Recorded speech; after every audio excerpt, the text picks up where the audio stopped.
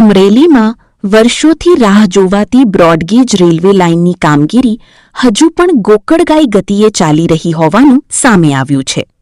Mission broad gauge Amreli સમિતિએ railway સ્ટેશનની મુલાકાત લઈ ચાલી રહેલા કામોનું નિરીક્ષણ કર્યું અને રેલવે અધિકારીઓ સાથે ચર્ચા કરી. સમિતિના જણાવ્યા મુજબ જૂના રેલવે સ્ટેશનનું બિલ્ડિંગ, અંડરબ્રિજનું કામ, જમીન સંપાદન અને અન્ય અવરોધોના કારણે સમગ્ર પ્રોજેક્ટમાં વિલંબ થઈ રહ્યો છે. મીટરગેજ ટ્રેન બંધ થયા બાદ અમરેલીની જનતા બ્રોડગેજ રેલવે સેવાની આતુરતાથી રાહ જોઈ રહી છે. સમિતિએ જનહિતમાં તમામ અવરોધો દૂર કરી યુદ્ધના ધોરણે કામગીરી પૂર્ણ કરી અમરેલીને વહેલી તકે બ્રોડગેજ કનેક્ટિવિટી આપવા ઉગ્ર માંગ કરી છે. રિપોર્ટર મૌલિક દોશી, અમરેલી.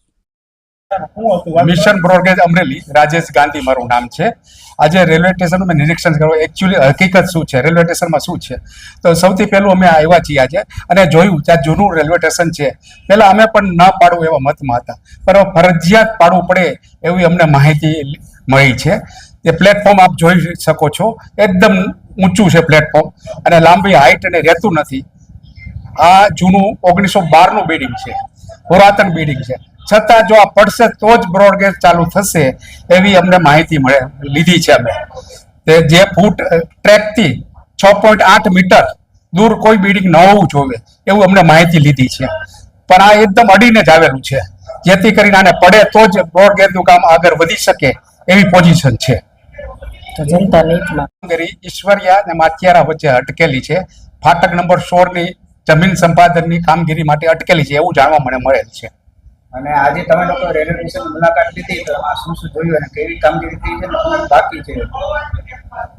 અમે પરીક્ષણ પૂરેપૂરું કરી રહ્યા છીએ. ઘણું બધું કામ હજી બાકી છે. એક અંડરબ્રિજ પણ બની રહ્યો છે, એનું પણ કામ બાકી છે. જે આ સ્ટેશન પડે તો જ બ્રિજનું કામ પૂરું થઈ શકે એવું અમને માહિતી મળી છે. અમરેલીને ક્યારે મળશે બ્રોડગેજ? કામ જે થઈ રહ્યું છે અહીંયા ગોકળ ગતિએ ચાલી રહ્યું છે. કોઈ પણ જાતની એવી રજૂઆતો છતાં લોકો ઝંખી રહ્યા છે કે અમને બ્રોડગેજ લાઈન ક્યારે મળે, રેલવે કનેક્ટિવિટી ક્યારે મળે. પણ અહીંયા જે કામ ચાલી રહ્યું છે એ એકદમ ધીમી ગતિએ ચાલી રહ્યું છે.